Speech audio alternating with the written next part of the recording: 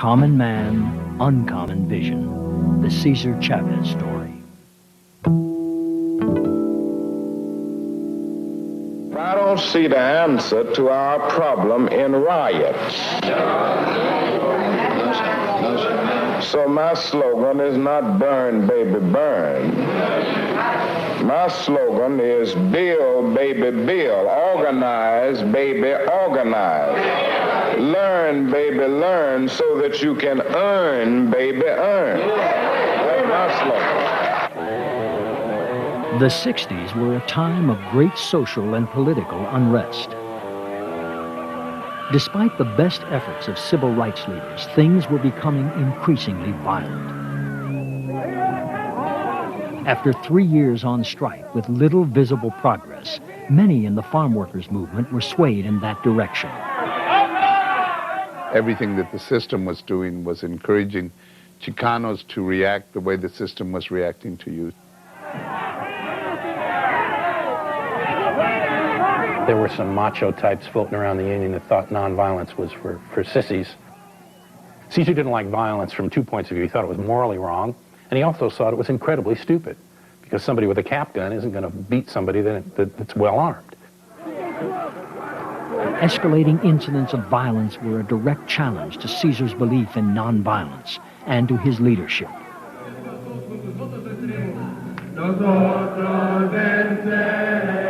In an act of personal courage and strength, he fought violence with the strongest weapon at his disposal. He began a long fast that would weaken him physically, but would greatly strengthen the movement.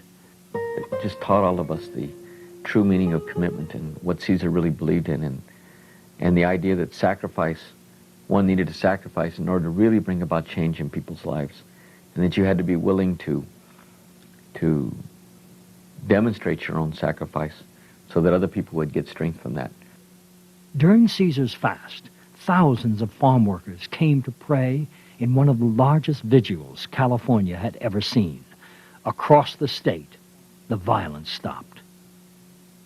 On the 25th day, Bobby Kennedy returned to Delano to celebrate Mass with Cesar Chavez. Over 20,000 prayed together as Cesar took communion and broke his fast. It was the largest gathering of farm workers in history. It was a marvelous experience in that it set a very strong tone, a very strong message, and it was going out beyond the San Joaquin Valley. I mean, there's a momentum here that reaches around the country. With his newfound notoriety, Cesar Chavez introduced the country to his most ambitious, daring, and ultimately most effective strategy.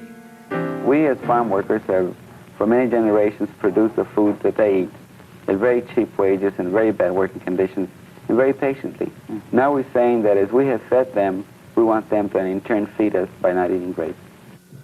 With the grape boycott, Chavez put pressure where the growers could feel it most, their pocketbooks. Cesar Chavez took all these farm workers who all they'd ever done is farm work. He put them on buses, in cars, sent them out throughout the United States, Europe, and Canada. Votamos para que toda la idea del boicoteo. He told us, you can do the impossible. Your job is to get the grapes off. We're going to give you no money, but you're going to have this great vision of justice. It was an ambitious and defiant strategy. Chavez had taken the battle from the fields to America's cities, towns, and homes. Do you ever think about the men, women, and children who harvest the fruits and vegetables from America's fields? We think we're developing the beginning of a very effective consumer boycott. We're pressuring the stores not to sell the grapes. The state of California was the largest producer of table grapes in the world. Growers represented a powerful industry, and they invested millions in dollars and influence to fight Chavez and his union. Pardon me, sir. Can you help the farm workers today by not shopping at Safeway? We're picketing here to support the strike of the workers. Appreciate if you could go to another store. Okay. Okay? Thank you very much, sir. How are the grapes moving? Boycott grapes! Boycott grapes! Has there been any activity by these kooks? Boycott grapes! Boycott grapes! This is a vicious thing, Mike. I know it's vicious. Boycott grapes! Boycott grapes! What your view is of the strike or boycott in the grape industry? Oh, the grape boycott. Well, I've classified that in the past in a number of public occasions as immoral, and I think it is. Despite the growers' best efforts, grapes had become America's forbidden fruit. By 1969, 17 million people had stopped buying grapes.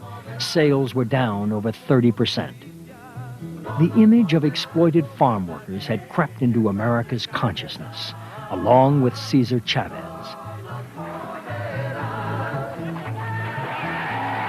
In 1970, the growers finally recognized the United Farm Workers and capitulated to demands for decent wages and safer working conditions.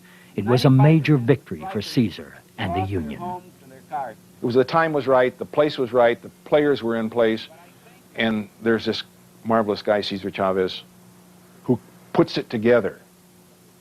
You know, and so the growers had to sit down. They had to sign. It was that or go broke.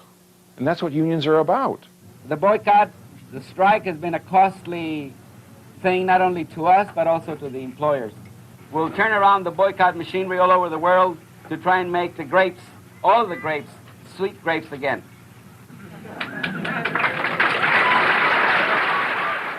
Have a new relationship. We're not going to be looking to the past, we're looking to the future. It had been an epic struggle. For the first time in history, the farm workers had power. The Cesar Chavez story will return in a moment.